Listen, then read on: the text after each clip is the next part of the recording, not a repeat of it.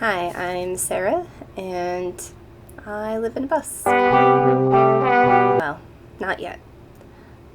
I will as soon as it's done. I thought I should document why I chose this lifestyle. I know a lot of people think about it, but just too scared to take the leap, whatever reason. But since I'm in the thick of it, I thought why not make a video of why I decided this lifestyle. I've made a lot of difficult and major decisions over the past few years, including leaving a marriage of 13 years and quitting my cushy corporate job to go full-time with my photo business, which I had been doing on the side for about 7 years. I was living in Salt Lake City in a cute little neighborhood in Sugar House, and I loved the house. It had become my safe haven. I was very comfortable there. I had just gotten everything furnished in just the way I wanted it finally, but I was getting overwhelmed. I had been trying to start my business when COVID hit, and I was running through my savings pretty quickly. So I sat down one day and started writing out my goals and trying to think about what it was I wanted for my future. Should I stay in Salt Lake City, maybe start a photo studio, or should I maybe go on the road, figure out how to work and travel? I love traveling, so I wanted to do more of that. I had been toying with the idea of van life for a while. I wasn't sure if it was something I really wanted or if it was just a way to run away from my problems. The reasonable side of me said, stay in Salt Lake, get your business going. You already have, kind of a base of customers here. COVID's gonna pass. Be reasonable.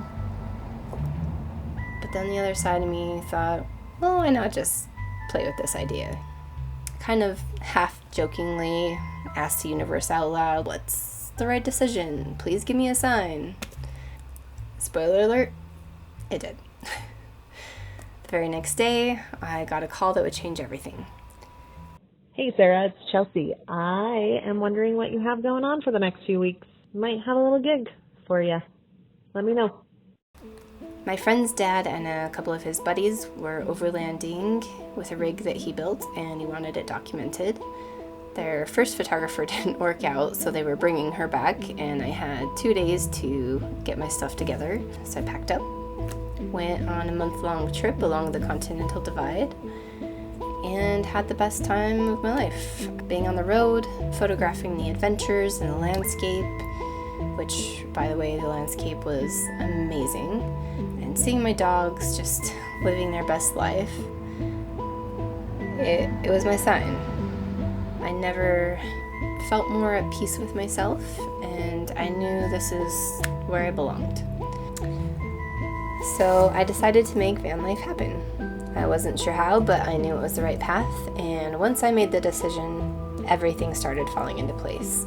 Every time I doubted even a little bit, I'd get a sign. About 2 months after deciding, I had sold pretty much everything, said goodbye to my cute little house, left for southern Utah to live with my family until I could find a van, because I was paying way too much in rent, and I knew that I needed to save for van payments, so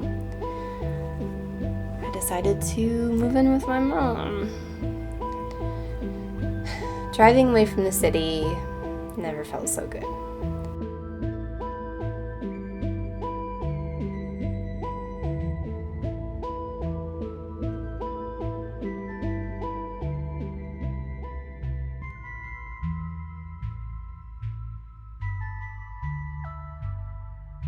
Even the sunset was perfect.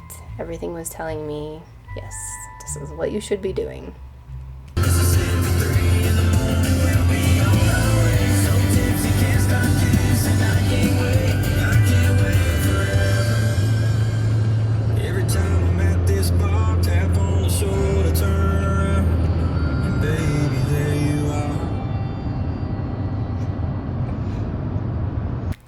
Little did I know what I was getting myself into. So follow along if you want to see what I got myself into and where my journey goes.